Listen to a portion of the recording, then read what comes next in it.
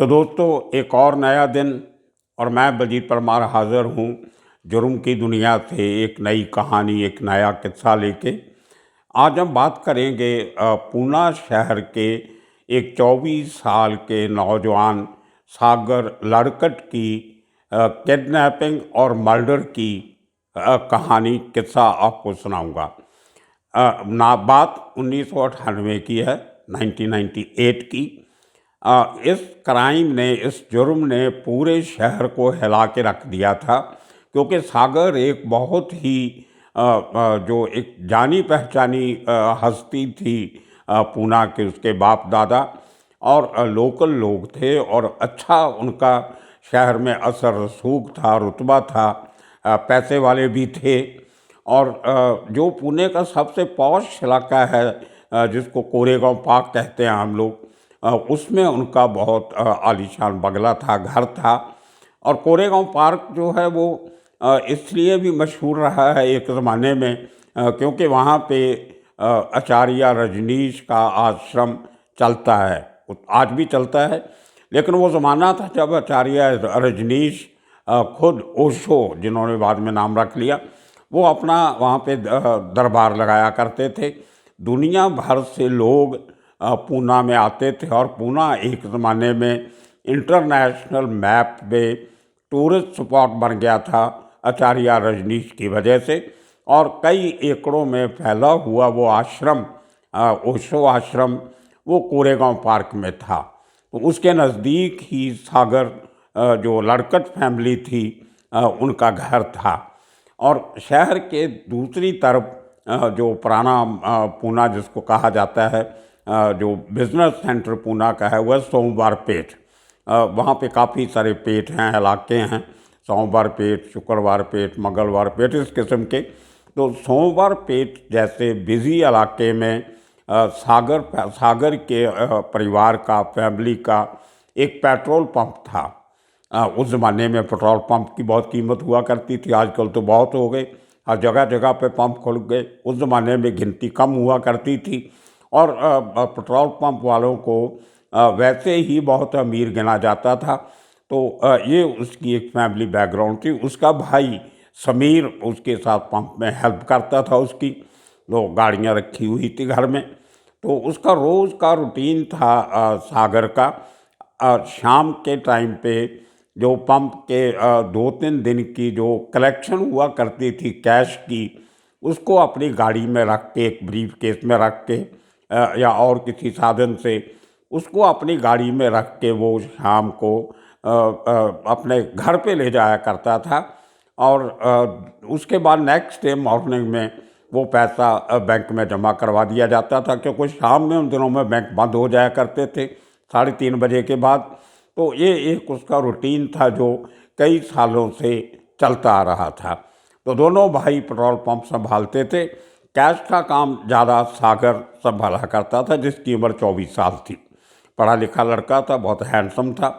तो वो उसका रूटीन उसका फॉलो करते हुए एक बहुत बड़े किडनैप गैंग ने उसको किडनैप करके उसके माँ बाप से फिरौती मांगने का प्लान बनाया। मुझे लगता है कि किडनैपिंग की हिस्ट्री में शायद ऐसा पहली बार हुआ होगा कि उस समय में हिंदुस्तान के सबसे बड़े किडनैपर्स जो थे वो तीनों चारों इकट्ठे हुए, उन्होंने मिलके सागर को किडनैप करने का प्लान बनाया। उसमें सबसे बड़ा नाम था बबलू श्रीवास्तव, ओम प्रकाश श्रीवास्तव, जो बबलू श्रीवास्तव के नाम से पूरे हिंदुस्तान में जाना जाता है। उसके पहले बबलू श्रीवास्तव 95 में दुबई से दाऊद के गैंग के साथ कुछ लड़ाई झगड़ा होने के बाद वहाँ से भाग के वो सिंगापुर में सेटल हो गया था। लेकिन कुछ केसेस में, उसके पुराने केसेस में इंटरपोल का एक रेड कॉर्नर नोटिस था, जिसको गवर्नमेंट ऑफ इंडिया ने, CBI ने, जो नोडल एजेंसी है इंटरपोल के साथ काम करती है, उन्होंने जब पता चला कि बबलू श्रीवास्तव जो है वो दुबई से सिंगापुर आ गया है, तो उन्होंने इंटरपोल को बोला कि उसको सिंगापुर की सरकार को बोल कर अरेस्ट किया जाए। तो इंटरपोल के उस वारंट पे बबलू श्रीवास्तव 95 में अरेस्ट होता है। उसके बाद उसको सिंगापुर सरकार इंडियन अथॉरिटीज़ के हवाले कर देती है। और बबलू श्रीवास्तव तभी 95 के बाद दिल्ली की तिहाड़ जेल में था। लेकिन देखिए कि तिहाड़ जेल में बैठ के भी, जेल की सलाखों के पीछे बैठ के वो आदमी अपना किडनैपिंग का धंधा कैसे चलाता था, ये बड़ी अजीब कहानी है। हम अक्सर सोचते हैं कि एक क्रिमिनल को जब जेल भेज दिया जाता है तो इसलिए भेजा जाता है कि उसकी क्रिमिनल एक्टिविटी जो है उन पर रोक लगे, उन पर एक स्पीड ब्रेकर लगे। लेकिन बबलू श्रीवास्तव ने जेल में बैठ के जो काम किए वो शायद जब वो जेल के बाहर था तब भी नहीं किए थे। उनमें से एक ये केस था। तो उसने जेल में बैठ के प्लानिंग बनाई और उस प्लानिंग के तहत जो उसकी खास लड़की हुआ करती थी अर्चना शर्मा, उसका उसके साथ काफ़ी साल अफेयर भी रहा। तो जब जेल में चली गई तो एक फजलुर रहमान करके एक वो भी इंटरनेशनल किडनैपर था, मास्टर था किडनैपिंग का। मुंबई और आसपास के इलाकों में दर्जनों किडनैपिंग उस शख्स ने की थी, फजलुर रहमान अलियास फजलू। तो उस अर्चना और फजलुर रहमान की बबलू श्रीवास्तव ने ड्यूटी लगाई, उनको काम सौंपा कि इस शख्स को किडनैप करके इसके घर वालों से एक बड़ी रकम वसूलनी है। उसको पता था, उसने पूरी रैकी करके रखी थी, पूरा रिकॉर्ड निकाल के रखा था कि घर वालों के पास कितना पैसा है, कितना पैसा अरेंज कर सकते हैं शॉर्ट नोटिस पे। तो वो पूरी प्लानिंग बबलू ने करके अर्चना शर्मा की ड्यूटी लगाई। और अर्चना शर्मा दिल्ली से बबलू श्रीवास्तव के कहने पे पूना आती है। पूना का एक सबर्ब है बाहर बार जिसको कोंडवा इलाका बोलते हैं। कोंडवा में एक घर किराए पे लिया जाता है। वो किराए के घर से बैठ के अर्चना शर्मा पूरी प्लानिंग करती है। 8 लोगों को हायर किया जाता है, जिनमें से 3 जो लोग थे वो बिहार के दरभंगा ज़िले के थे। 2 शख्स जो थे वो कर्नाटका के थे, हुबली के। और बाकी के 3 जो, एक शख्स उनमें कानपुर का था और 2 शख्स जो थे वो लोकल पूना के थे। और जो पूना के लोग थे उनका हुलिया शक्ल, उनका हेयर कट, कपड़े पहनने का तरीका ऐसे बनाया गया कि वो देखने में मुफ्ती में पुलिस वाले लगे। ये बबलू श्रीवास्तव का एक उसके काम करने का तरीका था कि अपने गैंग में 2-3 लोगों को ऐसे बना के रखता था जो पुलिस वाले लगते हों। तो बबलू श्रीवास्तव अपने गैंग में 2-3 लोग ऐसे रखता था जो देखने में पुलिस वाले लगते हों।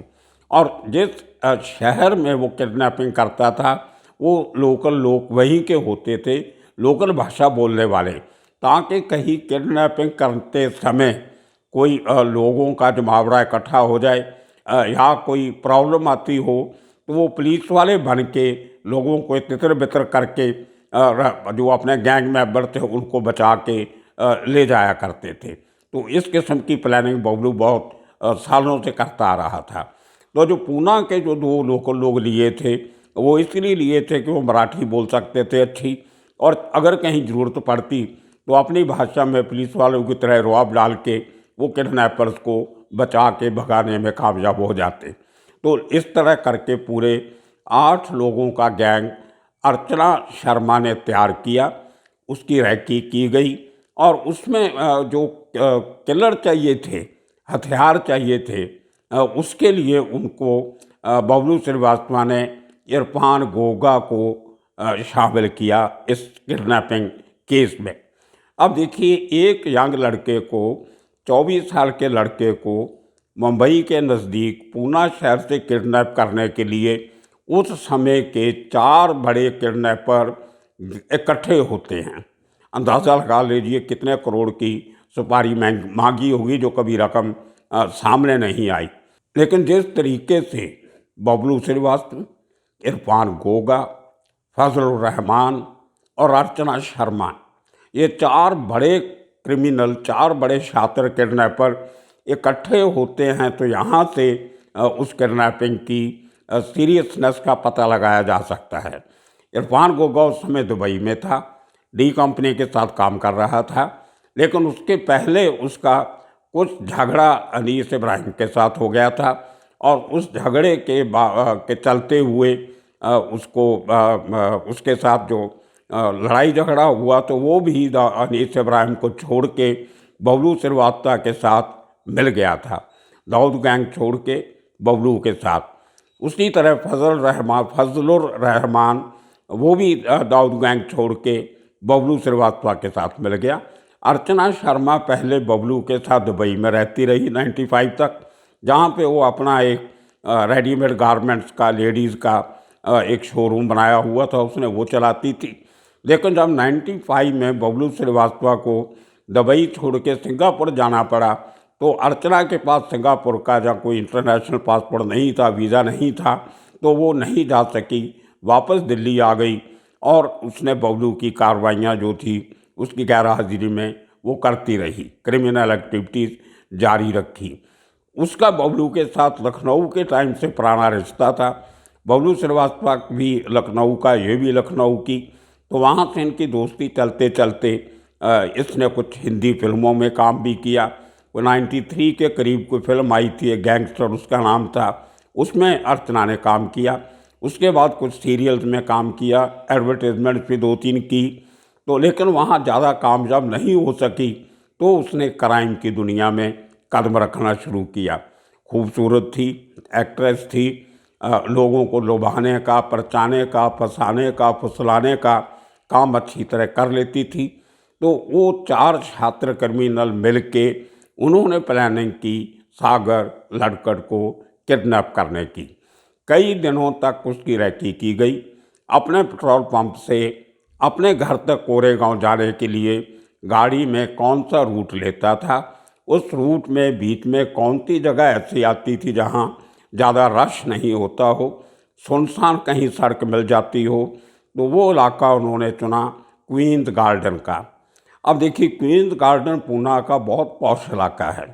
वो इलाका है जहाँ पे पूना का पुलिस कमिश्नर का ऑफिशियल रेसिडेंस है। वहाँ पे जो स्पेशल आईजी प्रिजन होता है उसका वहाँ पे बंगला है। स्टेट इंटेलिजेंस का जो चीफ होता है वहाँ पे, क्राइम इंटेलिजेंस का, उसका बंगला वहाँ पे है। उसके अलावा आर्मी के बड़े बड़े ऑफिसर उस इलाके में रहते हैं। आपको याद होगा एक एपिसोड में जो जनरल अरुण वैद्या के मर्डर का बनाया था हमने, उसमें भी जिक्र किया था कि रिटायरमेंट के बाद जनरल वैद्या को बंगला भी उसी क्वींस गार्डन में दिया गया था। तो इतना वीआईपी एरिया है, लेकिन वहाँ पे लोगों की मूवमेंट कम है, वहाँ पे लोग कम जाते हैं। वो कंटोनमेंट के पास भी लगता है, आर्मी वाले घूमते रहते हैं वहाँ पे, पुलिस वाले बहुत घूमते रहते हैं, लेकिन फिर भी अर्चना शर्मा ने या उसके जो साथीदार थे जो जिनको रेस्क्यू के लिए लगाया था, उन लोगों ने वो क्वींस गार्डन का एरिया चुना कि दैट पार्टिकुलर टाइम जब सागर की गाड़ी वहाँ से निकलती है रूटीन के मुताबिक, उसको वहाँ से किडनैप करना आसान होगा। तो वो रैकी करने के बाद एक दिन 15 मार्च का दिन था शायद, तो उसको वहाँ से उसकी गाड़ी 4 लोग रोकते हैं, 2 गाड़ियाँ लेके। 2 गाड़ियों का बंदोबस्त किया गया, 2 बाइक का बंदोबस्त किया गया। इतना खर्चा पहले से और 8 लोगों को भर्ती किया गया, इतनी बड़ी तैयारी की थी इन 4 छात्र किडनैपर्स ने। तो वहाँ पे उसकी गाड़ी रोक के जो गाड़ी में 2 आदमी से, उनमें से दोनों गाड़ियों से 2-2 आदमी उतरते हैं, 4 आदमी सागर की गाड़ी में बैठते हैं, उसको मार के स्टीयरिंग व्हील से हटा के उसकी पिटाई करके और वो गाड़ी लेके कोंडवा लेके जाते हैं, जहाँ पे अर्चना शर्मा उनका इंतज़ार कर रही थी बाकी लोगों के साथ। तो वहाँ पे जाके इस आदमी को टॉर्चर किया जाता है। उसकी बातचीत जो है वो जो रिकॉर्ड करके उसके माँ बाप को भेजी जाती है। फिरौती की रकम मांगी जाती है, जो पुलिस ने जाहिर नहीं की कि कितना बड़ा अमाउंट था जो मांगा गया था। वो शायद इसलिए भी कि अगर अमाउंट हम नशर करेंगे तो आने वाले दिनों में हो सकता है कि उनके घर में किसी और को किडनैप करने की प्लानिंग या सोच क्रिमिनल गैंग उठा सकते हैं फ़ायदा उसका। तो इसलिए वो उसको सीक्रेट रखा गया। कुछ गड़बड़ हुई, बराबर तालमेल घर वालों का और अर्चना शर्मा का नहीं हो सका। इरफान गोगा फ़ोन करता रहा लैंडलाइन से दुबई से, लेकिन कोई डील नहीं हो सकी। और उसी रात को जब डील नहीं हुई तो इस सागर को, लड़कट को बहुत बुरी तरह मारा गया और उसकी लाश को बहुत ज़्यादा टॉर्चर किया गया और काफ़ी म्यूटिलेटेड बॉडी उसकी करके और उसको उसकी गाड़ी जो नीचे खड़ी थी उस घर पे जहाँ पे जो किराए पे लिया था वो गाड़ी के पास इसकी लाश फेंक के सब आरोपी वहाँ से भाग जाते हैं। उसके बाद जब इंक्वायरी होती है तो पूरा किस्सा जब पुलिस को समझ आता है तो FIR दर्ज होती है जिसमें इन चारों शातिर किडनैपर्स का FIR में नाम डाला जाता है, जिनमें सबसे पहला नाम बबलू श्रीवास्तव का, दूसरा नाम अर्चना शर्मा का, तीसरा नाम इरफान गोगा का और चौथा नाम फजलुर रहमान का। उसके अलावा 8 लोग और जिन्होंने एक्चुअली इस किडनैपिंग में हिस्सा लिया। उस केस में 98 में बबलू श्रीवास्तव को दिल्ली की तिहाड़ जेल से उसको बम्बई लाया गया, कोर्ट में पूना लाया गया, कोर्ट में पेश किया गया और कुछ हीयरिंग के बाद उसकी वापस पेशी थी दिल्ली किसी और केस में। उस केस में फिर वापस दिल्ली चला गया, लेकिन ज़्यादा देर महाराष्ट्र पुलिस की कस्टडी में बबलू श्रीवास्तव नहीं रहा। किसी ना किसी बहाने से मैनेज करके फिर वापस दिल्ली और यूपी के जेलों में चला गया। उसी तरह जब इरफान गोगा को इंडिया लाने के लिए इंडियन गवर्नमेंट ने कोशिश की तो दुबई में उस समय हमारे जो राजदूत थे, एम्बेसडर थे KC सिंह सरदार जी हैं, इंडियन फॉरेन सर्विस के ऑफिसर। टेलीविज़न पे आपने बहुत बार उनको देखा होगा, KC सिंह जो इंटरनेशनल अफेयर्स पे डिबेट करते हैं बड़े बड़ी चैनल्स में। तो KC सिंह साहब ने दुबई अथॉरिटी से राब्ता कायम किया कि हमें इरफान गोगा चाहिए क्योंकि इसने एक बहुत ब्रूटली, बहुत बुरी तरह एक नौजवान का पूना में कत्ल किया है, तो वो आदमी हमें चाहिए जो दुबई में आपके पास है। तो दुबई अथॉरिटीज़ ने उस केस में इरफान गोगा का जब इंक्वायरी चली तो दुबई पुलिस ने खुलासा किया कि इरफान गोगा को तो अनीस इब्राहिम ने मार दिया है। तो भारत सरकार ने बोला कि हमें अनीस इब्राहिम दो क्योंकि ये उसका आदमी है। तो और भी कई केसों में अनीस इब्राहिम वांटेड था। तो भारत सरकार ने काफ़ी कोशिश की अनीस को वापस लाने की, लेकिन दुबई सरकार ने इरफान गोगा के मर्डर के केस में अनीस को गिरफ्तार करके हिंदुस्तान सरकार को जो बहाना लगाया कि हम अनीस को नहीं दे सकते क्योंकि इसके खिलाफ हम दुबई में केस चलाएंगे, इसने इरफान गोगा को मारा है। तो ये 98 की बात है। तो ये इतना बड़ा हिंदुस्तान की सरकार की एजेंसीज की पुलिस की कोशिशों के बावजूद कोई भी आरोपी बड़ा पुलिस के हाथ नहीं लगा। अर्चना शर्मा पकड़ी गई थी, लेकिन बेल के बाद वो पिछले कई सालों से उसका कोई पता नहीं कहाँ है। कहा जाता है कि नेपाल में उसने एक ड्रग कार्टेल का कुछ बड़ी खेप जो थी वो उसने उड़ा ली थी और उसलिए उसको नेपाल में वो ड्रग के गैंग ने उसको मार दिया और उसका कोई पता नहीं आज तक। इरफान गोगा का दुबई सरकार कहती है कि उसको अनीस इब्राहिम ने मरवा दिया, उसमें उस पर केस चला और फजलुर रहमान का कोई पता नहीं कहाँ है। तो एक तरह से जो बड़े आरोपी थे वो साफ उस केस से बच निकले और जो 8 लोग पकड़े गए थे उनको छोटी मोटी सज़ा हुई उसके हिसाब से, लेकिन वो नौजवान लड़का जिसका आगे फ्यूचर था वो अपनी उसको जान देनी पड़ी। ये ग्रूसम मर्डर था जो पूना के लोग आज तक भी उसको याद करके दहल जाते हैं। तो इसी तरह के और किस्से कहानियाँ लेके आपके सामने फिर हाजिर होंगे। आप देखते रहिए channel Baljeet Parmar for you. आने वाले दिनों में और कहानियाँ सुनाएंगे। तब तक के लिए आप सबका धन्यवाद, शुक्रिया।